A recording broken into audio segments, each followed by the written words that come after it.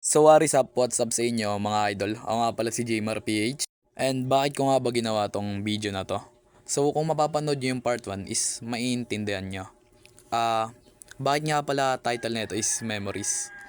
Ginawa, So ang title ng video na to is Memories kasi about to sa memories nung bata pa ako, nung nagko-content ako way back in 2020, nung mga Minecraft contents. Siguro when I was 10 years old. And gusto ko lang i-share sa inyo yung experience ko as a failed Minecraft YouTuber na hindi lang man naman umabot ng 1K, and i-explain ko lang naman kung ano yung mga nangyari sa akin. Pinakauna sa pinakasarap. Okay, pinakauna sa lahat. Ito nga pala yung dati kong YouTube channel na pinangalan ng Jmar PH. Ito, yung may 403 na subscribers. And doon din ako nag-upload ng mga Minecraft contents ko, kagaya ng Survival Let's Play and mga SMP, kagaya ng Kada Mine SMP and Crafters Craft.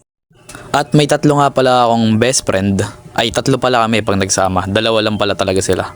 Ang pinakauna sa pinakauna sa lahat talaga is si Tungisngis Gamer. At ang second to the second is si Kaisler. Kaisler ba yun? Kaisler MC. Ayun nga, munti ko pa makalimutan yung pangalan niya. Ang ganda kasi. At saka pag pinagsama kami tatlo is, yung tawag sa amin is Minecraft Mimo. Di ko din alam kung bakit ganun yung tawag sa amin. Inibento lang siguro namin tatlo yun. At ito nga pala yung footage na naglalaro kami.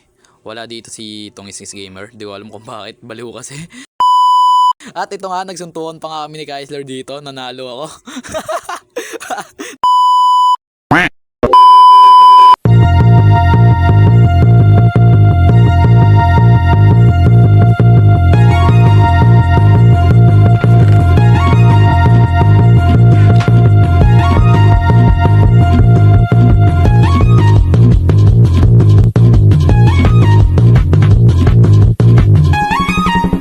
Boom!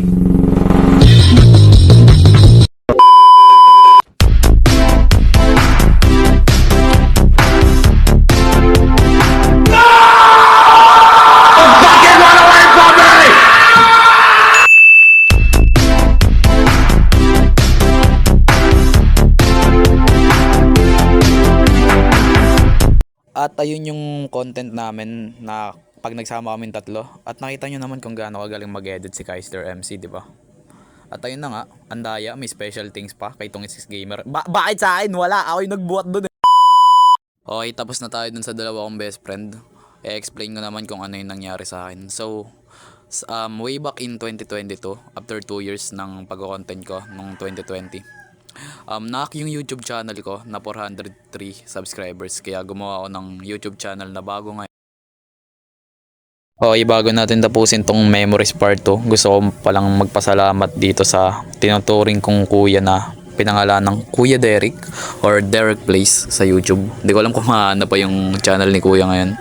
Pero nagpapasalamat lang talaga ako sa kanya kasi siya yung nagmamanage and nag-handle ng server namin dati.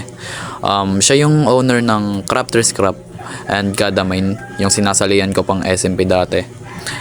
At hinahangaan ko siya kasi magaling siyang mag-handle ng server. Tapos siya na talaga yung pinakakuya sa amin talaga kasi matured talaga siya mag-isip, tapos napakabait pa. Kaya kung napapanood mo tong video na to ngayon kuya, maraming salamat talaga.